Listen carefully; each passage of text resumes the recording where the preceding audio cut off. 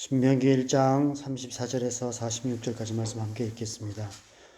여호와께서 너희의 말소리를 들으시고 노하사 맹세하여 이르시되 이 약한 세대 사람들 중에는 내가 그들의 조상에게 주기로 맹세한 좋은 땅을 볼 자가 하나도 없으리라.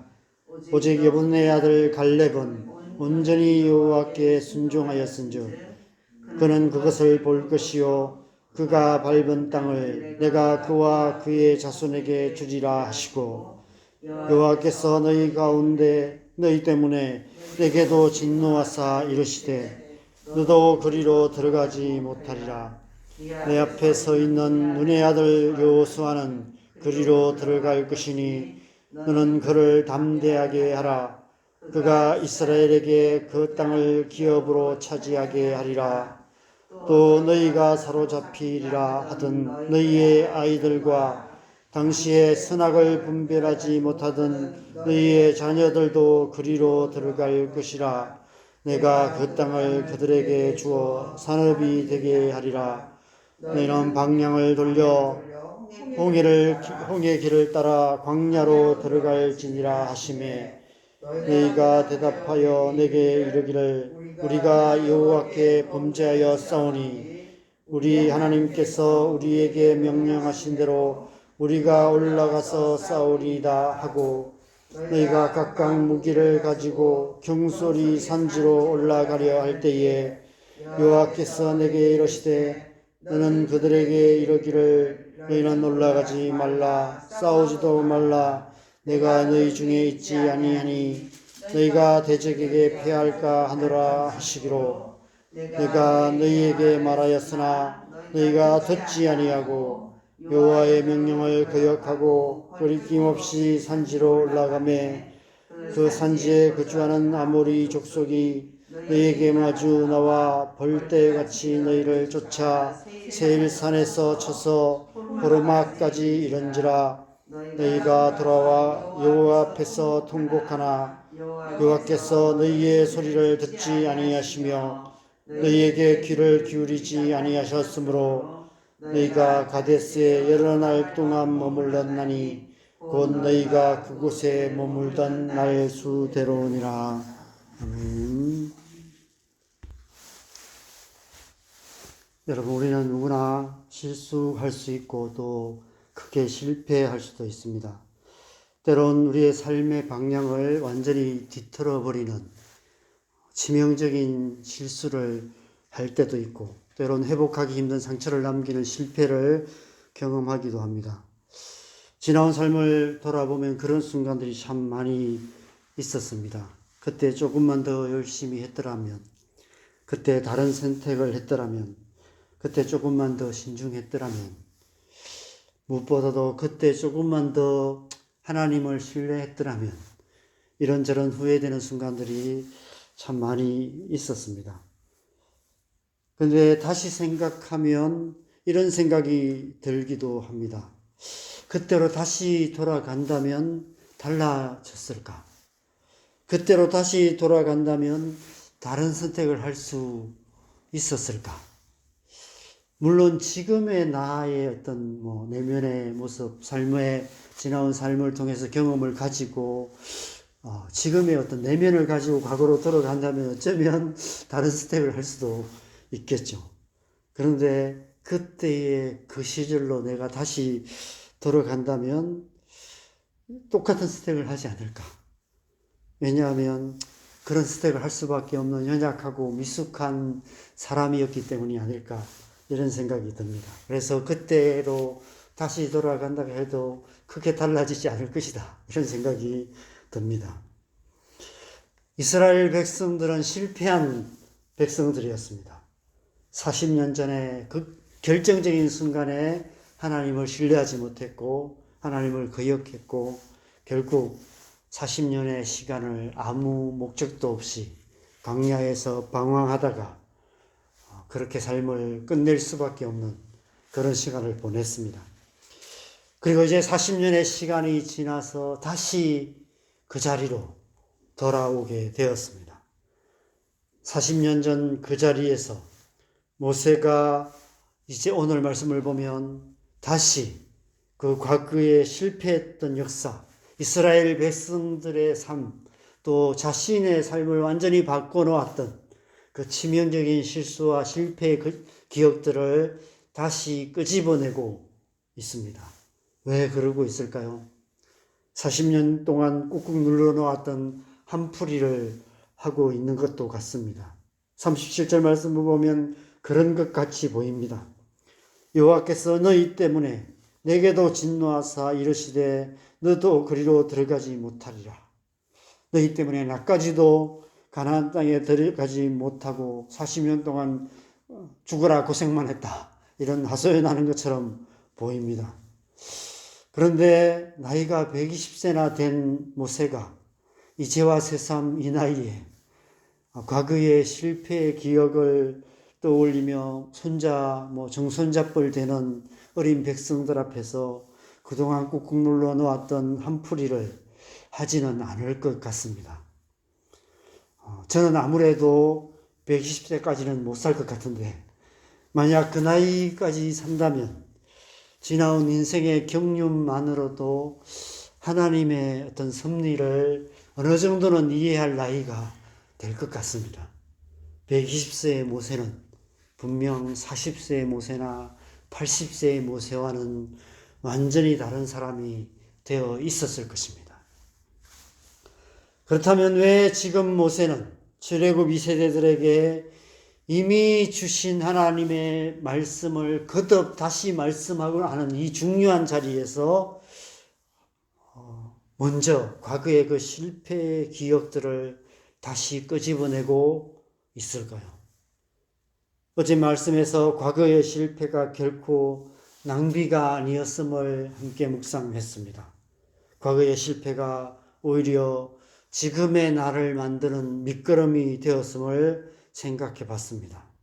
그렇지만 우리가 잊지 말고 기억해야 될 중요한 한 가지 사실은 우리 스스로 과거의 실패를 아름답게 포장하여서 좋은 추억으로 미화해서는 안 된다는 사실입니다.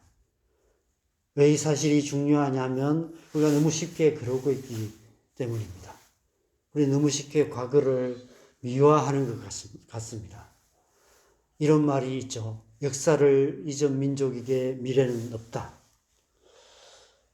저는 우리나라 과거 역사를 배경으로 하는 어떤 드라마들을 보는 것을 참 싫어합니다. 왜냐하면 과거 역사를 보면 맨날 당파 싸움하고 있고, 모함해서 또 이렇게 죽이고 이런 이야기들이 계속되고 있는 걸 보면 그 보다 보면 짜증이 나요. 왜 저렇게 살았을까? 이런 짜증이 나서 잘 안 봅니다. 또 요 근래 흥행했던 영화도 안 봤고 앞으로도 안 볼 것 같습니다. 과거의 어두운 역사는 결코 추억이 될 수 없습니다. 오히려 우리의 마음을 더 상하게 합니다. 그래서 우리가 우리의 과거를 생각하기를 좀 싫어하는 것 같습니다. 과거의 실수와 실패의 기억들과 마주하기를 꺼려하는 것 같습니다. 그래서 애써 외면하기도 하고 심지어는 그냥 잊어버리려고 하는, 지워버리려고 하는 그런 모습도 보게 됩니다. 과거에 너무 치명적인 상처, 치명적인 비극을 경험한 사람들 가운데는 무의식적으로 과거의 그 기억을 완전히 지워버린 경우도 있다고 합니다. 드라마를 보면 그런 어떤 주제를 배경으로 하는 그런 스토리를 드라마로 만든 경우도 많이 있죠. 그죠? 예. 해리성 기억 장애, 기억 상실증 이런 병명으로 부르기도 하는데 그런 경우는 아주 특별한 경우고 우리가 보편적으로 사용하는 방법 중에 하나는 합리화하는 것입니다. 그냥 아름답게 미화하는 것입니다. 그럴 수밖에 없었어. 그때 우리 엄마 아빠가 너무 힘들어서 그럴 수밖에 없었어. 그때 그 사람이 힘들었겠지. 그때는 그럴 수밖에 없었어. 이렇게 과거의 실패를 미화하는 그런 추억화하는 추억으로 만드는 그런 우리의 모습을 보게 됩니다. 이런 추억이라는 단어는 사실 말 그대로 과거를 다시 떠올리는 행위를 말합니다. 근데 우리는 보통 추억을 과거에 좋았던 기억, 행복했던 기억들을 떠올리는 것을 추억이라고 말합니다. 과거의 실패를 추억화한다는 것은 과거의 부정적인 기억들을 바꿀 수도 없고 그것을 잊을 수도 없기 때문에 아름답게 포장하여서 미화하는 것을 말합니다. 합리화하는 것이죠. 그렇게 함으로 과거가 남긴 고통으로부터 좀 이렇게 멀리 떨어질 수 있는 그런 진통 효과를 얻을 수 있기 때문에 합리화하고 추억화하는 것 같습니다. 특별히 그리스도인들은 신앙의 추억화를 하지 않을까 이런 생각이 듭니다. 다 하나님의 뜻이었다고, 다 하나님의 섭리였다고 이렇게 추억화하고 신앙의 추억화, 합리화하는 그런 모습을 보게 됩니다. 물론 하나님께서 우리의 모든 실수와 실패까지도 합력해서 선을 이루심으로 우리를 하나님의 사람답게 만들어 오셨습니다. 그렇다고 우리의 과거의 실수와 실패가 다 좋은 추억이 되는 것은 아닙니다. 그리고 그렇게 해서도 안 됩니다. 직면해야 합니다. 우리가 과거의 실패의 기억과 똑바로 직면해야 하는 이유는 그것을 거울 삼아 현재의 삶 속에 똑같은 실패를 반복하지 않기 위해서입니다. 모세가 지금 이미 광야에서 소멸된 앞세대들의 허물을 들추는 이유가 바로 그 때문입니다. 오늘 말씀을 읽어보니까 묵상해보니까 크게 두 가지 이유가 있는 것 같아요. 여호수아와 갈렙의 그 지도력을 세워주기 위해서 과거의 그 실패의 기억들을 다시 떠올리고 또 한 가지는 이 미래 세대에게 다시는 실패하지 않도록 과거의 실패의 교훈을 주고 있는 것입니다. 결코 자신의 한풀이를 하고 있는 것이 아닌 것 같습니다. 오늘 말씀을 읽어보면 이런 마음이 듭니다. 참 그때 이스라엘 백성들은 정말 미숙했구나, 연약했구나 이런 생각이 듭니다. 가라고 할 때는 가지 않아서 실패하고 가지 말라고 할 때는 고집부리고 가서 또 실패하고 청개구리 같은 그런 모습을 보게 됩니다. 연약하고 미숙하기 그지없었던 백성들이었습니다. 지금 모세가 그렇게 말하고 있는 것 같습니다. 그때 너희가 참 미숙했다. 그래서 하나님의 약속의 땅 앞에서도 실수하고 실패할 수밖에 없었다. 하나님이 가라고 하실 때는 가지 않았고 가지 말라고 할 때는 또 가서 실패했다. 그러나 지금 너희를 보니까 참 감격스럽기 그지였구나. 지나온 광야 40년 동안 하나님께서 너희를 지금의 모습, 이 새로운 세대가 되게 만드셨다. 하나님께서 연약하고 미숙하기만 했던 너희를 이렇게 강하고 단단한 믿음의 사람, 하나님의 백성들이 되게 만들었구나. 그래서 이제는 더 이상 똑같은 실수와 실패의 역사를 반복해서는 안 된다. 우리의 다음 세대들을 또다시 광야의 세대로 만드는 어리석은 일을 해서는 안 된다. 믿음으로 한 걸음 더 나아가야 한다. 모세는 지금 이스라엘 백성들을 벼랑 끝에 세우고 있는 것 같습니다.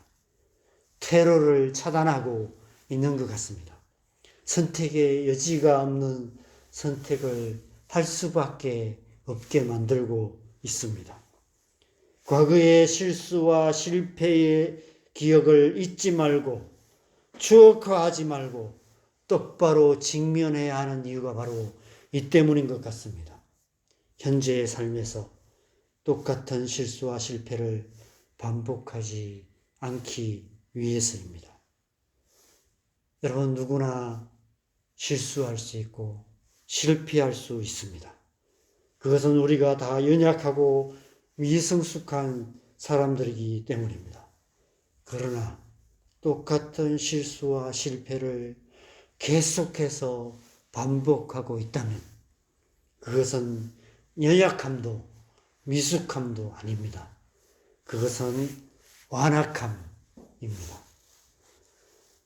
우리가 과거를 송두리째 추억화하고 과거의 실수와 실패를 추억화하는 것은 우리 스스로를 완악하게 만드는 어리석은 행위입니다.